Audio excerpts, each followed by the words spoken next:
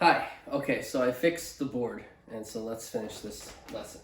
Um, so let's note that the determinant of A equaling 0 implies that AK equals 0 has non-trivial solutions.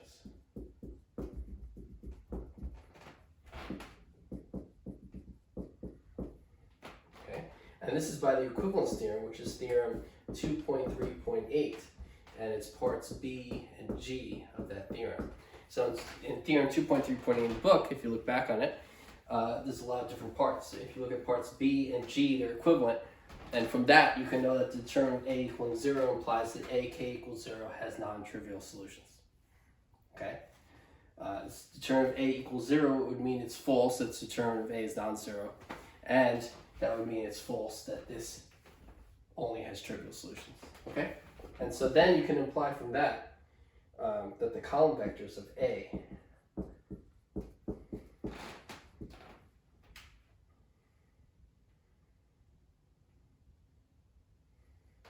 are linearly dependent.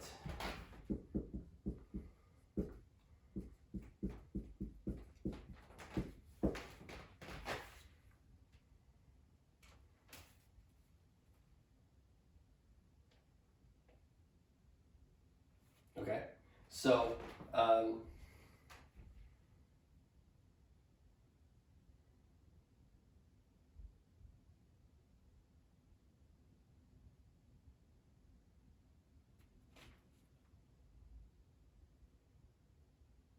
okay, and so the reason for that would be this. So the reason for that would be that AK equals 0 would imply that if your matrix A was made up of the column vectors V1, V1, V2, Vn, and then you had K, and that equals 0. So the V's are the column vectors of A. So that's the first column, second column to nth column.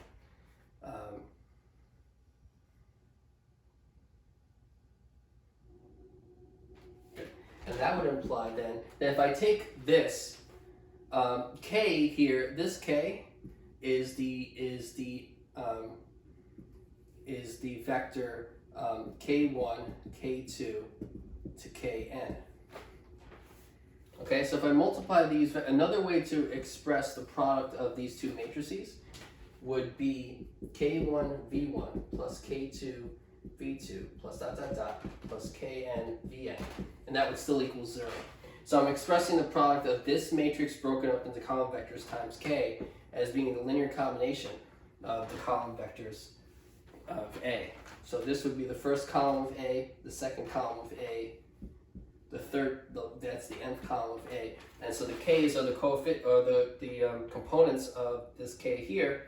And so I'm now expressing the column vectors of A as a linear combination of the components of K. I'm saying that's equal to 0. And so I've actually shown, so this K is non-zero because AK has non-trivial solutions. That K, there are non-trivial solutions. That means that this is a K that's non-zero.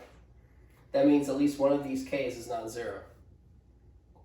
Not just one K, but, well, at least one of these K's is non-zero. So now this has non-trivial solutions.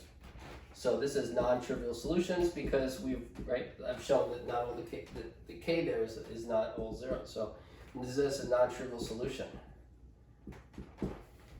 So this has a non-trivial solution, and so that means that the vectors V1 to Vn is a linearly dependent set.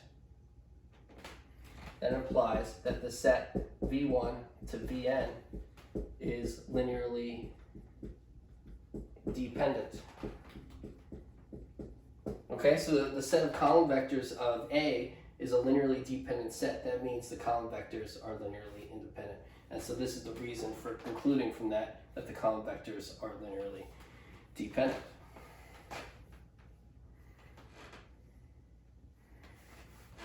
Okay.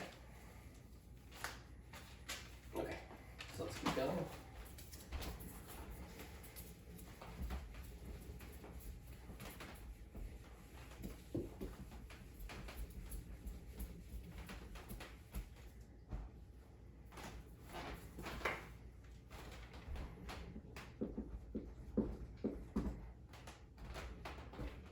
so fact, the polynomials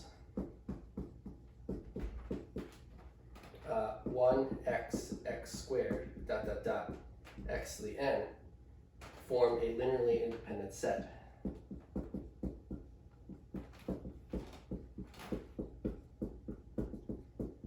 In P sub n. P sub n is the set of polynomials of degree at most n. So it's not the set of polynomials of degree n, it's the set of polynomials of degree at most n. You cannot have a vector space of polynomials of degree of any one fixed degree. For instance, if I had a set of polynomials of only degree 3, all I'd have to do would be to take that third degree polynomial, add the negative to it, and get 0.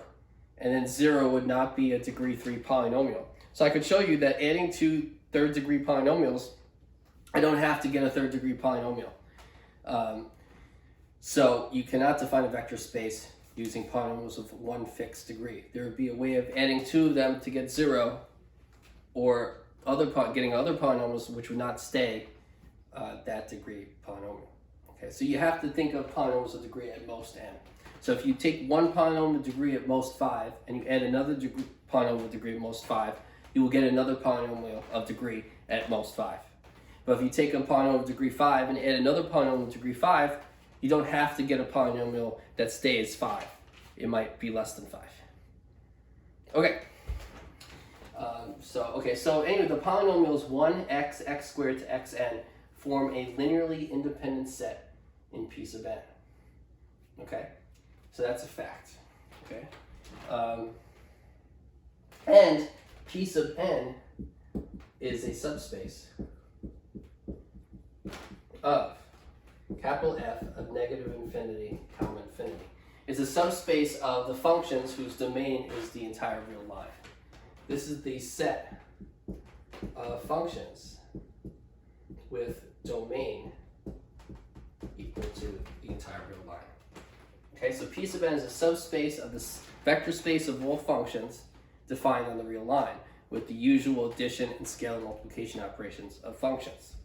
So for instance, f plus g of x would be f of x plus g of x. K times f of x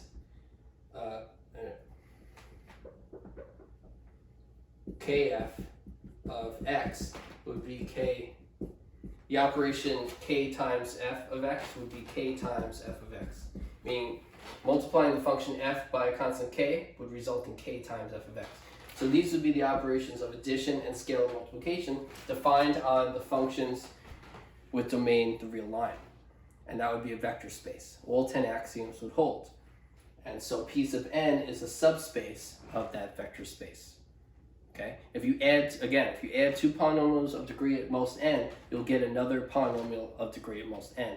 If you multiply a polynomial of degree n by constant, you'll get another if you take a polynomial of degree at most n and multiply it by constant, you'll get another polynomial of degree at most n.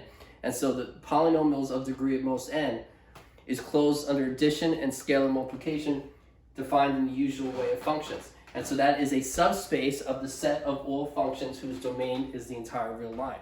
It's a subspace of that vector space. That's the addition and the usual addition and scalar multiplication of functions defined on the real line, like you might have seen in calculus. Okay? Okay. And so the original fact was that these polynomials form a linearly independent set in P sub n. And so that means, right, that C1 times 1 plus C2 times x plus, C naught times 1 plus C1 times x plus C2 x squared plus dot dot dot plus C sub n x to the n equals 0. This equation only has solutions if all the c's are 0. Okay? So the polynomials are 1x, x squared up to including x to the n. And the only way that linear combination equals 0 is if every coefficient is 0. And that's because the 0 polynomial has a 0 for every power of x. And so what I'm saying is that this entire sum is a polynomial 0, which means every power of x has a 0 next to it. And that means every coefficient has to be 0. And so that would imply that C naught equals C1 equals C2 equals dot dot dot equals C sub n equals 0. And since the only solution, or the only coefficients, values for the coefficients you can assign to make that equation true is if all the C's are 0, that means from a previous theorem that the set 1x up to including x to the n is linearly independent.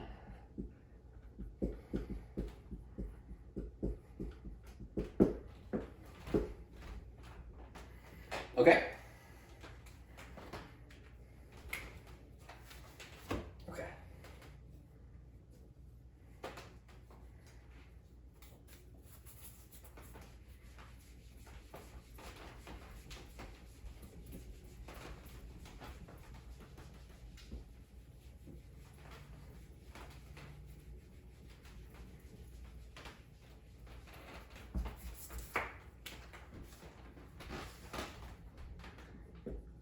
Theorem 4.3.2, Part A, a finite set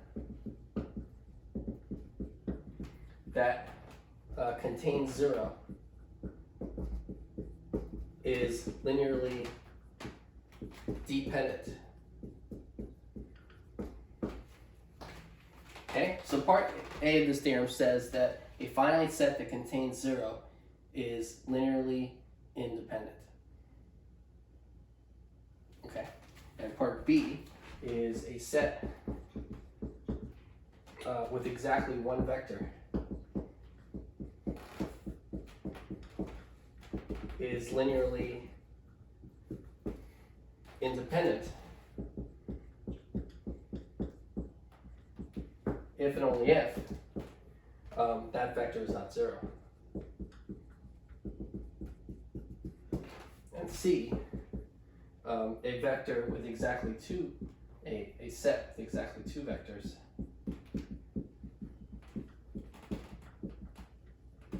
is linearly independent.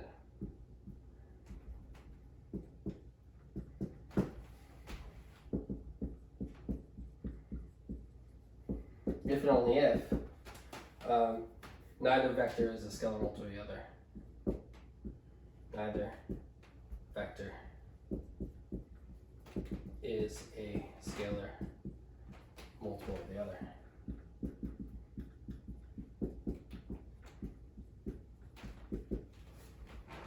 Okay, so this is theorem 4.3.2.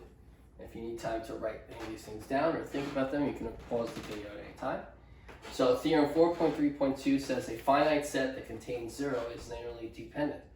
A set with exactly one vector is linearly independent if and only if that vector is not 0. And C, a set with exactly two vectors is linearly independent if and only if neither vector is a scalar multiple of the other. Okay, and so there's proofs of each of these three things. I want to give you examples of why these things hold. So I'm going to focus on the examples for this theorem. Okay, so look at this for a few seconds.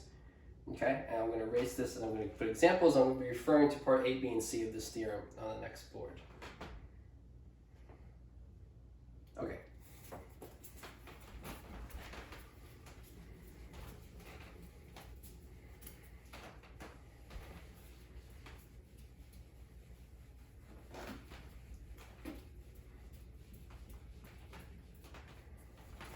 Okay, so as examples of these parts of the theorem, let's look at part A. So part A again was a finite set that contains 0 is linearly independent.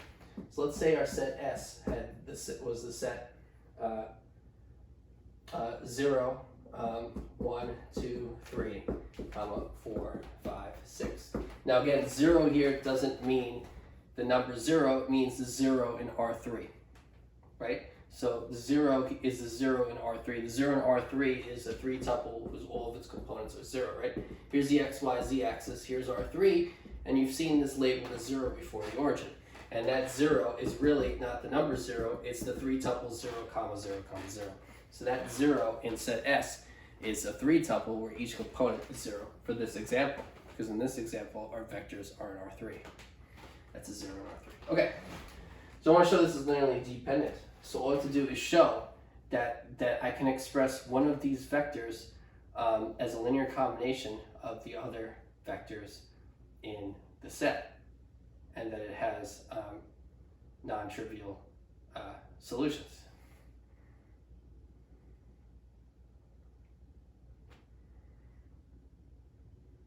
Okay, so here's how.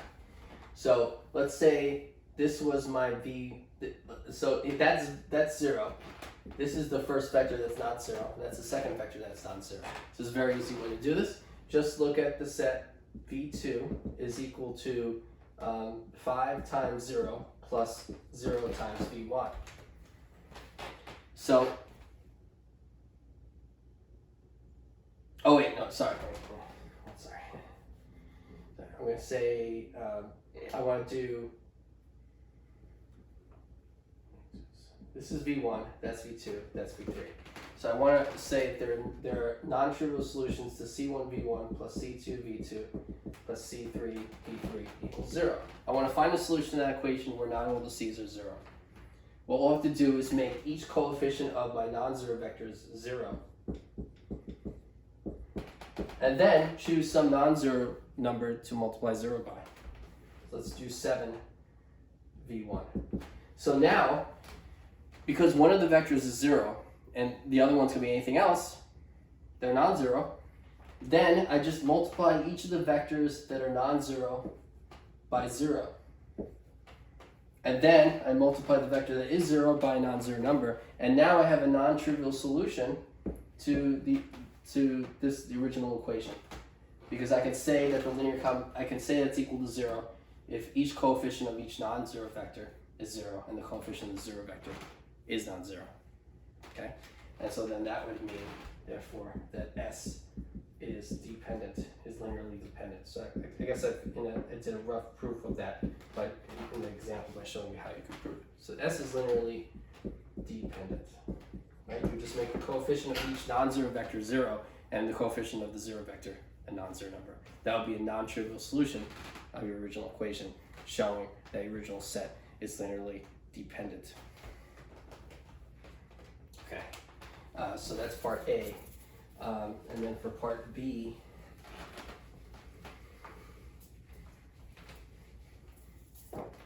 so for part B, it says a set with exactly one vector is linearly independent if and only if that vector is not 0. So let's say the set V1 is the 0 vector, right?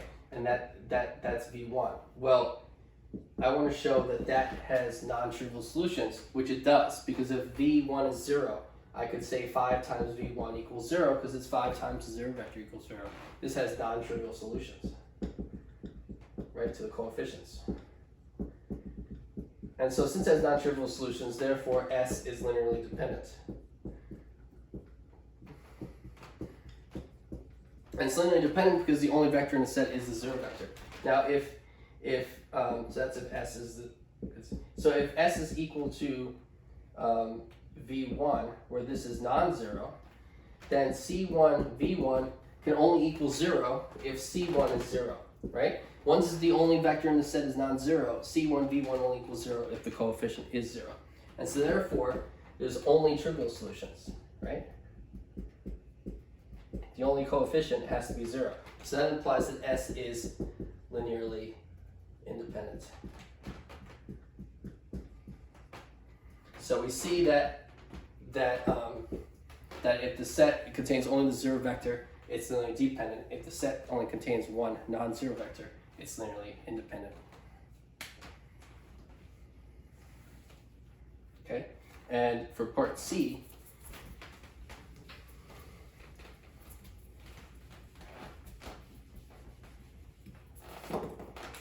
it says a set with exactly 2 vectors is linearly independent if only if neither vector is a scalar multiple of the other.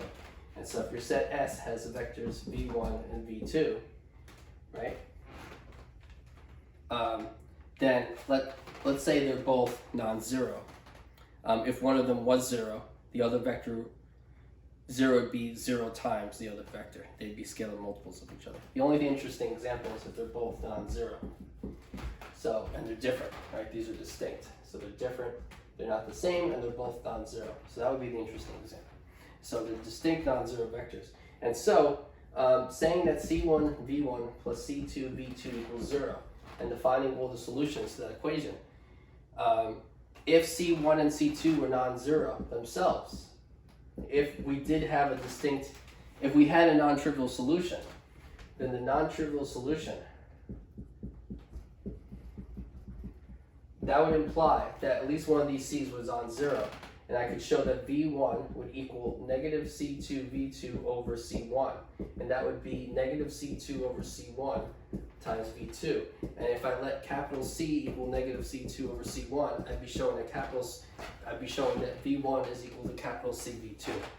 So having a non-trivial solution means that they're scalar multiples of each other.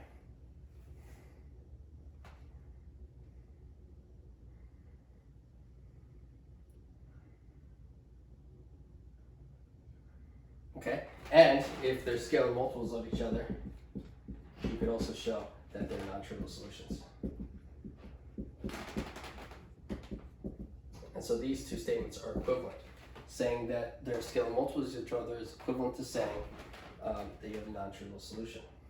So V1 equals C V2 if and only if there are non-trivial solutions.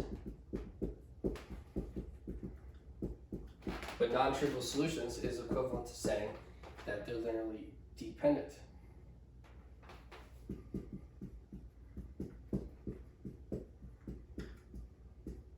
So linear dependence of a set is equivalent to saying they are scalar multiples of each other. And if that has the same, then the negation has the same truth value, which means that V1, V2, not scalar multiples of each other. The negation of that statement is equivalent in truth value to the negation of the other statement, which is that they're linearly independent.